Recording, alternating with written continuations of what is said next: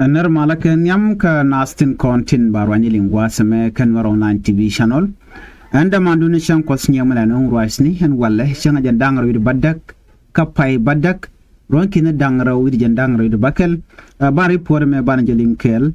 kari por ban lingwa seme balari gadana chitu dor shal kame tuinos gwami mo mi chane di shokke jan dang ngwani de bangwan shakanek tin kane di shokke jan dang diok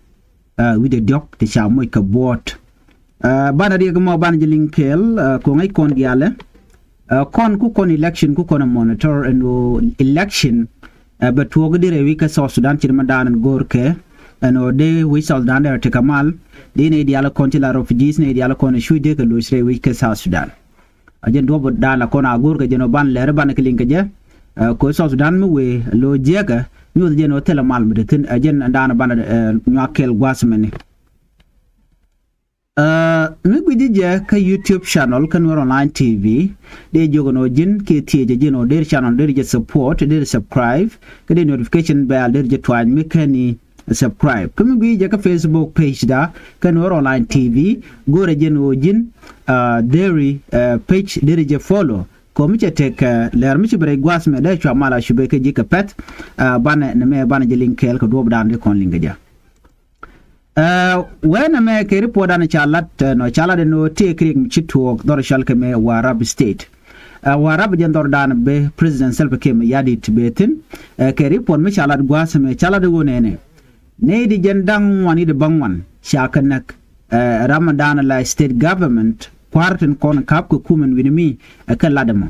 kene jen wani bangwan shakana kene jen dang diok wide diok te shamoy ka bot gwada to rektin to ga katun North County dorjani mandana non kurjene chala no te gede timoti chaok chaka pe jen gwada na non regno wu kon ko woni am ko bu kon ngaje gwanu ka ngane pe jokto kiengu mi chora la da ngo ba ka pe jokki ok ba ka mach non ko ngai kono no South Sudan ala dungo kering mi di long kay naga ne timwan ring mi chitan me ke report an chalat to ke chankan wan ka jok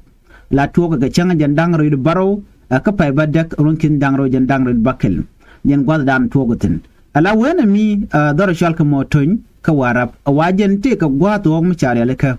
ketel kama mo shale jur boma jen gwadan to tigitin wa ajen gwada da anti local communities tigitin ka jo chalat state authorities te ka warap ka tadan to kur ke je kimen shoda lade nono ne tu ngwana wache dwalm di chenon ka warap kana ne tin kontin te ka wenemi an me ka jo cha ko lat gwas me report me wa do toge kam community ante dar waje mente ka warap kana community ante ka unity state wa kan go dangraw ti la warap state kana unity state wajen go dan to rektin ken kono wen yam kana me chana men dan tuok chana je kon ngai ko tama ci kon diala ngaji no rek tuoga ka jo dan chala je gwasme guge je no nene ti unity state take titten kati warab state take titten gwada dan an to korten wona ko beneri ci go jen ngwani de bangwano bike liw are kora mo ngum nongo benat bike tere kor ki ngum nong rek na bana jelen kel gwasme ni chanatin konin chalat gwasme ni de kontila state government ke ju kume tinte ka warab la warab state government te ka jom jikana lat ke report mi jikana lat kenyam ban menan jikalat bana jeling den ban kulu wekati kokken ko ba kulu ngaje no rek tuogo ni ka tuogo ka kwinguka ka de ja kap chongdi ko linga je report ma ka jo chalat gwasme ane de kontila kwarte de ka warab state jikala do wonen kana kur tuogo ka runwang ka ta diich ka runwang la ta diich bakawa wang wena moni wang nat ngut kenin ke jodan chalat gwasmene ka jen gwada dan tok tigitin ke ketel kem yen gwada dan tok rektin an gwada dan tok kortin chale jwer buma te ka to North County ka jodan chalat la state authority chikala do nene e kenene ti jel ka mech tilawuni chikandoro mo tok tigitin chikana ma ke weje moni jigala do re kor mone jen ngani bangwan chigaliu ne jen dang jogu de cha ka moy ka bot ke report an jikana lat ba chana jelinga no nene ala report chalat gwasa me ne de kontin la kwar ka warab state wajen initial report anona ngode kan report kan nu jigala ne jen ngani bangwan ba chala do ngode information ke lo ngode jor ana ta da len ngwa ke je wat na ki investigation ko ba ngaje no peng mininde ki tes ni no ke peng mininde te ga jibona mo no ka ko to shop ke di cha nang ke report an cha la de ken gwas mene ji warab tin kontin la jang ne ka warab state she kenetin kontin te ga yun state la nuere shi ken ka gwai shi ga nuere ga gwanya no kenen nuere te ga yun state akan mak ne yo ke report an chiken la gwas me no ramadanen men goina ki men the person who accused Unity State wa erun Michel ke William Wolmayom ka jodan chalat gwasmen William Wolmayom again the State Minister of Information and Communication ka dor shal ka mawarab ka jodi kalat gwasme kenenetin kontin ba na bi ma ki ba wij ba je ba ma ki bi ka katal ka ba ba ma gwadan to korten kenede ti jen kan ka Unity State nyen jodan ci kala nono ci kala do nene ni ti ci ben ko runwang no shukan ko ru kana tok ko nan kanok batem ko na kulu gwa ta mene ala te mishal kanu gonyiran ala goyni kana mishilat wati ken kede mi kana kon ngaji no jini jira mi mo mi ci dor shelat tele evident nyodo no jin ci rega me shelat ja gurga no jin baaje kapwido you know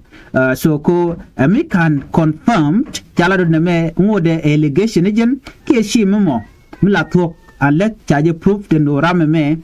ti kan na to ke ne ka men na to ne ke jen gwasalat ke report mi shirkana me ala authority in the state tele ka respond ke tele ka comment mi shirkana mate ka do badana chala ne jeno ken etiken ke tit ko dana ci tok re wi ka warabi state so mnyu dodi cha conclusion gwal me chaje bi lad no e ka tok de e kenete konen te Unity State kenete kona kap ko kor ke report dan chalat gwasmene wana mo mi ba ngaje no ngude report mi bene jen ka kwar konte ka warab no goin ken ne te Unity State batele respond mi chine ben ka Unity State so mo te ka mi bro laden gini mi ana baben ka beje lar ye ka do badanen men ci ben ke je chan ngaje no ne mission na sikir yar ke ci korje to korbe je ni siang tine de wanda la effect la gat men dong ne de kon tike disability ke ne de kon dong tike boom la ka yere long especially la gat moneken la ka moje kariet ngai kon so Sudan win mi ci tere kor ka gwan mi dit no kala kon ala no baroda kap chongode right now miti malte tin tama ne jen wan bangwan ti chicken delu katel ne region dogu doctor de moy ka bot but ko hiko South Sudan ngode re kur ajen mutong mi shikana makajen ne to wan ngat ken no ne mi ci malche ben kam kwar tintere wi ka South Sudan de mal dere ben ni ne dial de ka chinga gwa china ro de la gwa nyanta me tini de chine mak ke tini de chine kap kor te diala to de ka yale ka gwa but ko kwitel mala jemne ni right now to kor ki long naro dien kam ne ken chana ku ben ka kwiwok ala ok re wi ka South Sudan ki ne dial kontilla jinubin keliu en ramechar la yang kel special ka South Sudan yang kel midita long ko te ngwane jiketen ngai kon yang mandana latke keje yang ajalar yang nuere mo ke jalar yang jani mo ko yang riang te ngwan lat keje cham kering de ano point de kwen keje lat ke ngwan keje you know nanga ke dul gor ko mo mena gad ke yang ko me cha ko ba ko yo ba gad ba school fee ni ken ba ka pay so mnyu do de yang very crucial ka jen ray week ka South Sudan so ku mo mi jojo no chiran ci jien wi yan wi jenang gwan mo tere rama mo ne tele je bang me taw yo ka tin yo ka jen yang dan te je la rik ti wala ka no chirana gurno bi yande ba jenang